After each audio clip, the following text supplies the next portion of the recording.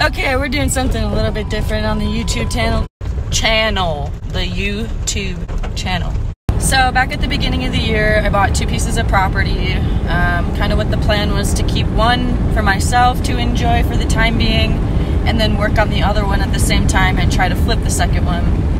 So as a lot of you know, we actually just spent 2 months living at our property in the RV, and our plan was to try and get the other one back on the market before the 2 months was up, but it really did not go like that at all. We made really good progress on our one property that we were living at, which I'll put in some videos and pictures towards the end of this video, but unfortunately we literally got nothing done at the second property. The whole 2 months we were down here, I spent contacting surveyors, going back and forth with them. They would be like, yep, I'll get you the quote by the end of the week. Hit them up at the end of the week. They're like, oh, sorry, I'm out of town. It was just back and forth.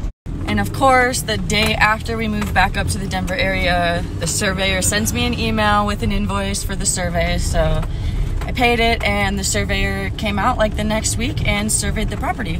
So today we're gonna go check it out. We're gonna figure out exactly where our property lines are and where they run adjacent to our neighbors and all that. Low-key hoping we don't run into this one neighbor of ours. We ran into him the last time we were here, and he's kind of a dick. He thinks he owns the mountain, and he's trying to tell us like we can't put a road in, but we can, and we are, which is the reason why I bought property, so no one can tell me what the fuck I can and can't do. It is pretty far back here. Apparently there's like this militia group that is like kind of our neighbor, and I guess they like shoot off guns and start fires. I don't know, I think that neighbor was just trying to scare us more than anything. I also low-key kind of think that neighbor might have fucked with my property boundaries and stuff, so we're gonna check it all out, see if everything's okay.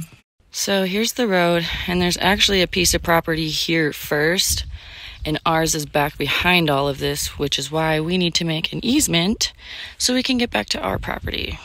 So we're a little ways off the road now. This is essentially kind of the start of it. Over here is kind of where the easement would be. You can see the surveyor put that in up there to help us mark where the easement can go. All right, so we got this one lath here, and then you can't really see, but there's one in between the trees over there.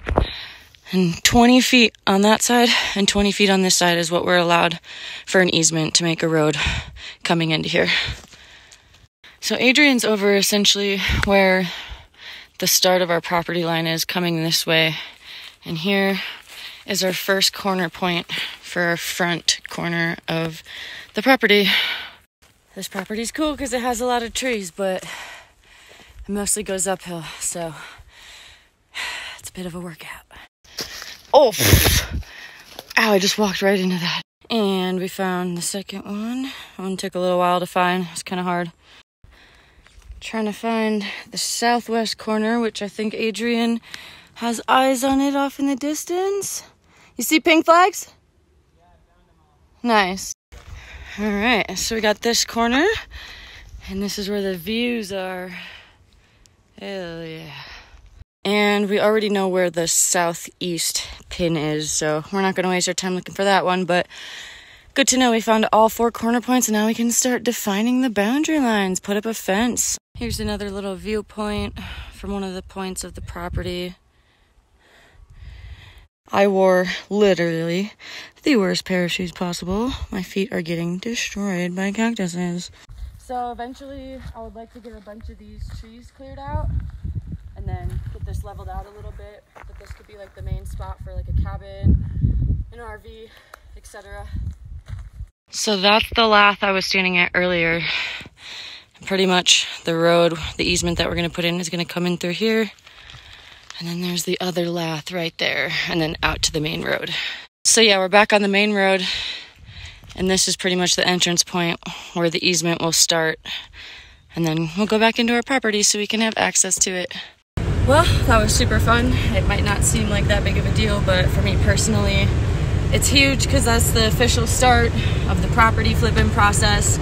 Super excited. I can't wait to see where it goes. I think our next step, now that we have all our corner points defined, we'll work on getting just some kind of makeshift fence for the time being, whether we put up some barbed wire or some ropes, just to kind of define that for now. And then also getting a hold of some kind of excavating company to help us put that easement in there, because a couple big trees, whole lot of rocks that need to go. It's going to be a process, but just hire someone to do that. If you want to see what my other property looks like, keep watching this video. If not, this pretty much concludes the first episode, vlog, video, whatever you want to call it, of the property flipping fun. Here's the start of our fence, view of the mountains, and there's the RV down there. Just pulled into our makeshift driveway for now. We can also drive up over there, up onto this little hill area. We got all this. As you're coming down the driveway, you can see we got our 5x8 trailer, some extra wood. We call this like our little like antique garden because there was an Airstream on this property over there that like burned in a fire, but there's still some cool pieces from it over there. We put this little shed up by ourselves a couple weekends ago. It's a little 7x7. Got all the goods in here. Love this little frickin' shed. A little plastic shed, but it does a goddamn good job. And if you come over this way, one of my favorite parts, made this little walking trail up here. Cut down, you can see we cut off all the branches, cleared all this out. This is like our hangout area in the trees. Usually we have the grill up here, so we grill out, have the hammocks, everything's all in the shed right now, obviously, because we're not living here. Random bones. Also where we built this little platform for our 48-gallon water tank. We hook a hose up to it and we can feed it over to Marv and get water in him. And just gravity feeds, as you can see.